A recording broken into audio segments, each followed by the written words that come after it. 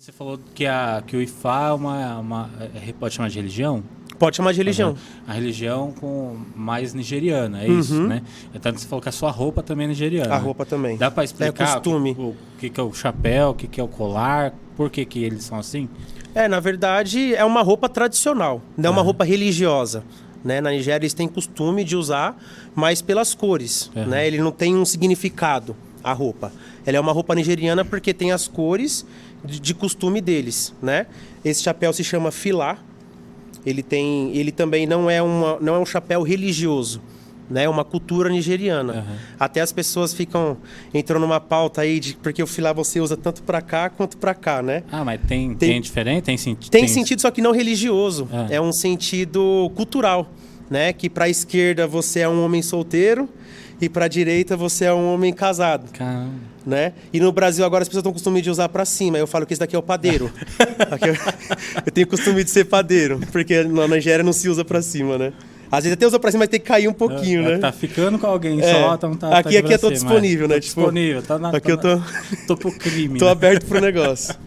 Mas aí aqui não, aqui já é um fio com as cores de Ifá, né? Então esse verde, esse marrom, esse terracota, ele representa a cor de Ifá, e aqui dentro tá o meu Odu e ele representa apenas um fio para mostrar que você é de Ifá. E no pulso a gente carrega, que a gente chama de Ideia Ifá. Aqui é Ideia Exu e Ideia Egungun, representa algumas das iniciações que eu tenho. Né? Claro que você não coloca todas as iniciações que você passa, porque existem milhares. Nossa, vai fechar o braço. Aí que eu coloco os principais, que é o que eu tenho um hábito maior de cultuar, né? E o de Ifá que nunca sai. O de Ifá fica no seu corpo até o dia da sua morte, não sai por nada, ele é fixo, não tem elástico, para você tirar como acessório. Que da hora. E, a gente estava falando dos sacrifícios. Então o Ifá, que é que você faz parte, ele tem o sacrifício animal. Na verdade, o culto do orixá tradicional. Né? E quando a gente fala de culto do orixá, a gente tem que falar de candomblé também. O candomblé porque o candomblé é um culto afro-brasileiro. A Umbanda tradicional, ela não existe sacrifício animal. A Umbanda brasileira mesmo não existe. Só que como ela passou por essas adaptações e evoluções, né? Porque hoje tem muito que a gente chama carinhosamente ou não de umbandomblé, porque é onde o cara cria muita mistura entre Umbanda e candomblé, ou é aquela casa de candomblé que cultua os catiços de Umbanda. Não é errado, nada contra isso, tá? Só que uma Umbanda tradicional, vertente, né? Uma Umbanda tradicional mesmo não faz sacrifício animal. O sacrifício animal ele veio a partir do culto do orixá nigeriano, né? E quando a gente fala sobre a imolação animal, sobre o sacrifício em si, a gente está falando de um culto milenar, Chesma. Né? O que predomina no mundo hoje? Qual culto predomina no mundo hoje? Hoje é o cristianismo. O cristianismo, né? Nível mundial. Ifá hoje, nós conseguimos a nossa posição perante as religiões mundiais. Então, em 2004, nós fomos reconhecidos como o corpo literário mais antigo do mundo, pela Unesco. Então, quando tem o encontro das religiões lá no Vaticano, que aí entra muçulmanos, budistas, católicos, em afins, né? As religiões... Tem esse encontro no Vaticano? No Vaticano, caramba, que é a reunião da Unesco, né? E ali cada um fala um pouco, né? Sobre a sua religião. E tem o representante de Ifá lá, que é o Endi Abimbola, é um mestre de Ifá, assim, escritor foda pra caramba. E ele representa Ifá lá pra nós, né? Ele sempre fala lá que Ifá é calmo, que Ifá é belo, que Ifá é conhecimento. E a gente lutou muito para conseguir esse título, né? Por isso nós somos conhecidos como religião hoje, porque a gente assumimos essa posição em 2004. E falando sobre Ifá, sobre o culto orixá tradicional, nós temos um corpo literário de 10.096 anos. 10.096 anos. Então a gente parte do princípio de tudo. A Bíblia, que é o instrumento do cristão hoje, ele tem 2.022 anos no seu Novo Testamento e 1.000 anos no Antigo Testamento. Só que a Bíblia ela passou por adaptações, atualizações e novas escritas. Por quê? O ser humano ele foi evoluindo e a Bíblia foi evoluindo conforme ela.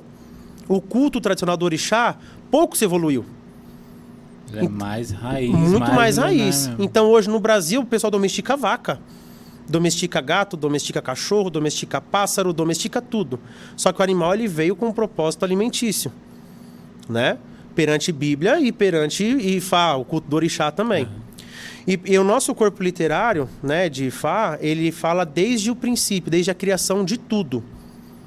Ifá, ele explica junto com a ciência, junto com a matemática, junto com a física, junto com a astrofísica. A gente explica o propósito de explosão do Big Bang, da formação da Terra, por que no universo existem vários países, por que Deus é a maior força, por que Deus escolheu orixás para ser intermédios dele na criação do humano na Terra, porquê do homem, do porquê da mulher, do porquê do dia, do porquê da noite, do porquê da célula, que é muito importante, por que a célula se multiplicou, como que a gente explica essa multiplicação de célula, por que existe o útero, por que existe a fecundação. IFA está ligado a tudo, código binário. Então IFA ele baseia em tudo, né? Não, fugindo do assunto, voltando na emulação. Então, quando Deus ele... Eu falo pra caralho, né? Fica tranquilo, não tem problema nenhum. E voltando, é porque assim, eu quero deixar as pessoas cientes que quando a gente fala de sacrifício animal, não é uma coisa de agora. E não é pela maldade, não é pela, muito pelo contrário. Um animal porque a gente é demoníaco. Demoníaco. Pô, não, vou usar aqui, vou matar esse frango pra acabar com a vida de alguém. Porra, não funciona assim, não é assim.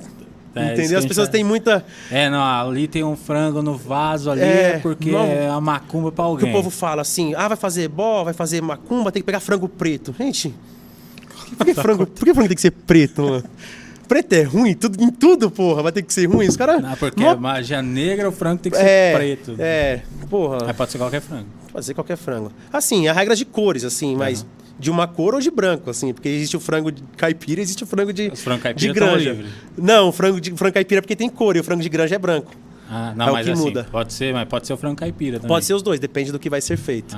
Entra um propósito, mas não tem que ser preto. Depende do propósito? Depende do propósito. Então, tipo, se é um propósito, você pega um galo branco. Um branco, um de cor. Caramba. Porque tem preferências do culto que você vai praticar. Entendi. Tá. E aí por que faz então, aí... O que acontece? Os nigerianos, eles entendem tudo como energia. Então, nós temos os 4 principais elementos, né? Terra, fogo, ar e água. E tem o 5º elemento, que é o sangue. Né? A gente fala dentro do culto que o sangue é o elemento que germina. É o elemento que potencializa tudo. A gente fala que a terra, ela só dá fruto se a gente sacrificar coisas na terra. Se a terra não se alimentar... porque ela é um elemento principal e depende de todas as outras para poder dar alguma coisa, ela não funciona. Então a gente faz o sacrifício na terra para que ela possa germinar de forma mais branda, de forma mais fácil. Né? Então o sacrifício animal, ele parte do quê? Ele parte de a gente trazer essa energia para a terra, de alimentar com o sangue. A gente vai falar assim de coisas nórdicas. Se você imaginar assim uma coisa de Thor mesmo, é aquela parada, não muda. Vamos sacrificar aqui um frango, vamos usar o sangue para a gente poder invocar essas energias ancestrais dos orixás, energias ancestrais da nossa própria ancestralidade, para a gente germinar essa energia na terra. Então esse é o propósito do sacrifício animal, da gente germinar essa energia. Sabe o que a gente faz com o bicho depois? Pô, vamos comer o bicho, meu. Vocês comem o bicho depois? Sim, claro. Mas Pô, ele não morre em vão. Primeiro que o bicho ele não sofre. Ele é rezado antes da imolação, ele é respeitado antes da imolação. A gente faz o sacrifício com o propósito que Deus fala, né, dentro do culto Yorubá, que o animal ele tem um processo reencarnatório direto. O que eu falo direto? Ele é sacrificado aqui com o propósito de uma mensagem. Ele leva essa mensagem e já reencarna direto. E a carne é servida para alimento. Entendeu? Só que a gente usa também o sangue para poder invocar e despertar essas energias. E aí o sangue fica lá jogado ou faz o que porque tem a gente chama de Ibás, né? Que são os portais energéticos. Né? Então a gente tem esses portais energéticos que a gente oferta o sangue em cima desses portais energéticos. Né? Quem já assistiu aí o seriado dos Vikings, né? Enfim, Vikings lá, que ele vai lá no Thor e sacrifica lá. Não muda, é a mesma coisa. Cada um usa a invocação coisa, é a mesma coisa. Até na mitologia tem também lá. Eu estudei muito mitologia assistindo o Cavaleiro do Zodíaco. Eu não sou muito bom disso. Mas tem uma saga de Odin lá, que é isso. O cara ele se banha com sangue. Isso. Porque aí onde o sangue pegou, ele fica indestrutível. Ele morre porque quando ele estava se banhando com sangue, tinha uma folha que colou no corpo dele. Naquela parte não foi banhada de sangue. Então quando ele toma um golpe ali, ele morre. Ele morre. Mas é a mesma pegada. Tipo, o não sangue muda. Ele é usado. Isso, exatamente. Caramba. Porque ele é o elemento que a gente não tem acesso natural. Né? A gente tem que trazer ele à tona. Tem que sacrificar. Aí você fala assim pra mim, nossa, Guilherme, mas 10 mil anos atrás era assim? Não, há 2.000 anos atrás era assim. Porque a gente pegar o Antigo Testamento ali em Levíticos, e você abrir ali em Levíticos 22:16, por exemplo, tem falando que os padres, eles ateavam fogo no altar, pegavam a cabra viva e jogavam no fogo. Em sacrifício para Deus. Tipo, não era um sacrifício para um anjo, para um santo, era para Deus. Eles ateavam fogo e jogavam a cabra no fogo, para purificar aquele ambiente, porque o fogo purifica com a carne, com o sangue para Deus, né? Então, assim, o cristão, ele praticou muito sacrifício animal no Antigo Testamento. Só que, como eu te disse, a Bíblia, ela se adaptou e se evoluiu. A Bíblia começa com isso, né? Porque fala que quando Cristo morreu, ele foi o último sacrifício da humanidade, porque ele morreu para todos, né? Não sou anticristão, muito pelo contrário. Eu acho que Cristo, ele foi um ser divino, filho de Deus mesmo, que veio para a Terra com o propósito de salvar a humanidade e também falhou. Assim como os orixás também falharam há milhares de anos atrás, né? Eu não sou anticristo. Eu só não tenho Cristo como meu único salvador, né?